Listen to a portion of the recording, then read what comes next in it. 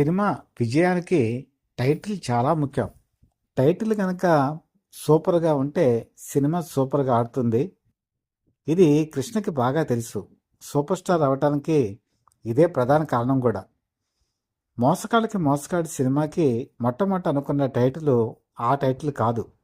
'అదృష్ట రేఖ' అని చెప్పేసి టైటిల్ అనుకున్నారు. మొత్తం అంతా కూడా ఫైనలైజ్ అయిపోయింది. ఆర్ద్ర కూడా ఈ సినిమాకి రచయిత. గుడ్ బ్యాడ్ అగ్లీ అని చెప్పేసి ఇంగ్లీష్ మూవీని ఆధారంగా చేసుకొని ఆయన స్క్రిప్ట్ అంతా కూడా రాశారు. ఆయన స్క్రిప్ట్ ఎలా ఉంటుందంటే చేత్తో రాస్తే అర్థం కాదు. కానీ కృష్ణ అది తీసుకెళ్ళి రాత్రంతా చదివి మన్నాడు తీసుకొచ్చి సూపర్గా ఉందని అంటే ఆయనకి నమ్మబుద్ధేలా. ఏది చెప్పు ఒకసారి కథ అంటే అనర్గళంగా చెప్పేశారు. అప్పుడు కృష్ణకి ఎంత రైటింగ్ బాగాలేకపోయినా కూడా చదవగలరో ఆయనకి తెలిసింది. ఆ విధంగా 'మోసగాళ్ళకి మోసగాడు' స్క్రిప్ట్ రెడీ అయిపోయిన తర్వాత వాళ్ళు అనుకున్నటువంటి స్టోరీని ఎవరు డైరెక్ట్ చేస్తారని చెప్పి అనుకున్నప్పుడు అందరూ కూడా విజయ్ నిర్మల డైరెక్షన్ చేస్తే బాగుంటుందని చెప్పి అన్నారు. ఎందుకంటే ఆవిడకి అప్పటికే డైరెక్షన్ చేద్దామని ఒక ఆలోచన ఉంది. విజయ్ నిర్మల కూడా మొగ్గు చూపించారు, కృష్ణ కూడా ఆసక్తి చూపించారు. కానీ ఆరుద్ర ఏం చెప్పారంటే ఇది హాలీవుడ్ తరహా సినిమా, ఈ సినిమా ఇంతవరకు తెలుగులో రాలేదు. ఈ సినిమా తీయటంలో సిద్ధహస్తులు కేఎస్ఆర్ దాస్. ఎందుకంటే క్రైమ్ సినిమాలు ఆయన బాగా తీయగలరు, ఎడిటింగ్ ఆయనకు బాగా తెలుసు, ఖర్చు పొదుపుగా పెట్టగలరు.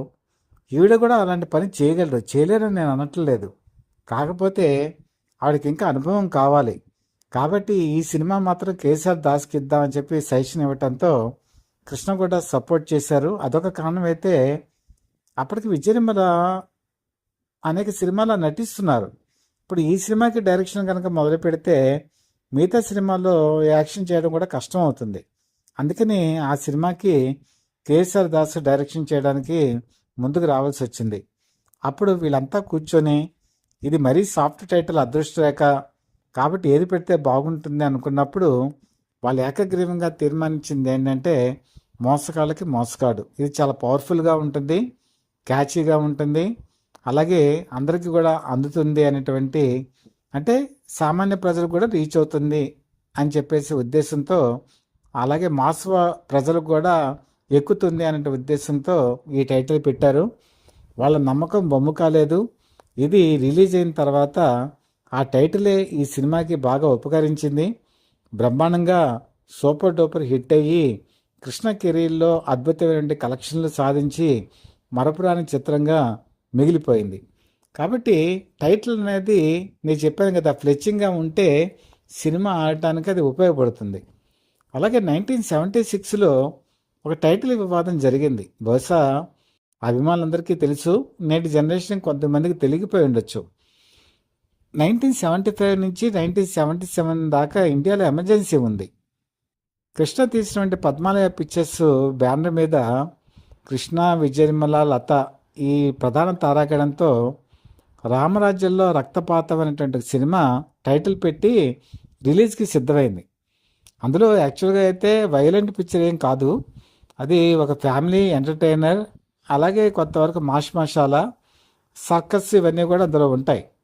కాకపోతే ఈ రామరాజ్యం అనేటప్పటికీ రాముడు రాజ్యం, రక్తపాతం అనేటప్పటికీ అంటే అప్పుడు గవర్నమెంట్ ఎలా తీసుకుందంటే రక్తపాతం అంటే వయలెన్సు, రామరాజ్యం అంటే గవర్నమెంట్లో రక్తపాతం.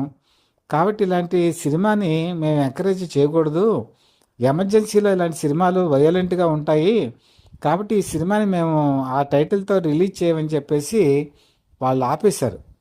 కృష్ణ ఫైట్ చేశారు సెన్సార్ దగ్గర, లేదు మా స్టోరీ అలాంటిది కాదు, మేము మామూలుగా నార్మల్ స్టోరీనే ఇది, ఎవరిని మేము కించపరుస్తూ కానీ గవర్నమెంట్ని వ్యతిరేకంగా కానీ మేము చేయలేదని చెప్పి వాదించినా కూడా వాళ్ళు ఒప్పుకోలేదు.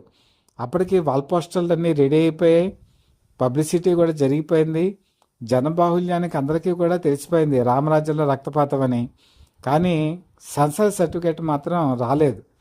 చివరికి రక్తపాతం బదులు రక్తపాసం అని చెప్పి మార్చారంటే రామరాజ్యంలో రక్తపాసం అని చెప్పి మార్చారు. అప్పుడు సెన్సార్ అనుమతి వచ్చింది. అప్పటికి థియేటర్స్లో డేట్ వచ్చేసింది. డేట్ వస్తే ఇప్పట్లాగా వాల్ పోస్టర్లు ప్రింట్ చేసి అత్యంత వేగంగా ఇవ్వటానికి కుదరలేదు. అందుకని ఏం చేశారంటే రక్తపాతం, రామరాజ్యంలో రక్తపాతం ఉంది కదా, తా దగ్గర కొట్టేసి సాపెట్టి రామరాజ్యంలో రక్తపాతం కింద, అంటే అందరికీ తెలిసిపోతుంది రక్తపాతం, అక్కడ తా కొట్టేసి సాపెట్టినట్టు అందరికీ తెలుస్తుంది. కానీ టైం లేక ఏం చేశారంటే ఆ వాల్ పోస్టర్నే అంటించేశారు. అంటే అందరికీ కూడా అప్పుడు తెలిసిందనమాట, పేరు ఈ విధంగా మార్చారు కాబోలు అని చెప్పేసి ఆ ఆ వాల్ పోస్టర్ని చూసి వెళ్ళారు. ఆ సినిమా పెద్ద గొప్ప విజయం సాధించకపోయినా కూడా ఆ టైటిల్ వివాదం మాత్రం ఇప్పటికీ కూడా వాళ్ళ అభిమానులకి, లేకపోతే ఆ వయసులో ఉన్న వాళ్ళకి, అప్పుడు ఎమర్జెన్సీ చూసిన వాళ్ళకి మాత్రం గుర్తుండిపోతుంది. ఈ సినిమా మీకు గనక చూసుకుంటే జస్టిస్ చౌదరి ఇలాంటి సినిమాలన్నీ గుర్తుకొస్తాయి. అలాంటి తరహా కథలోనే ఉంటుంది. ఇందులో కృష్ణ డబుల్ యాక్షన్ చేస్తారు.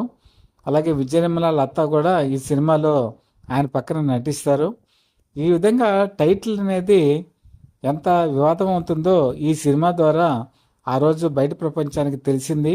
అయితే ఇప్పుడు ఇంత సోషల్ మీడియా అప్పట్లో లేదు కాబట్టి అంత జనబాహుళ్యానికి వెళ్ళలేదు.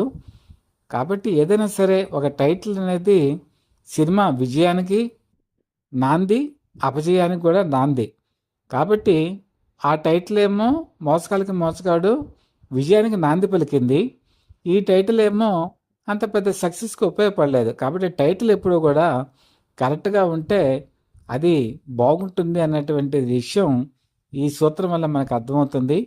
కాబట్టి ఈ కంటెంట్ కనుక మీకు నచ్చినట్టయితే లైక్ చేయండి, బెల్ ఐకాన్ ప్రెస్ చేసి సబ్స్క్రైబ్ చేసుకొని మీ బ్లెస్సింగ్స్ మాకు అందజేయవలసిందిగా మనస్ఫూర్తిగా కోరుకుంటూ, మీ మిత్రుడు శ్రేయోభిలాషి, Satyavada people live TV chief editor BVSS Krishnaprasad.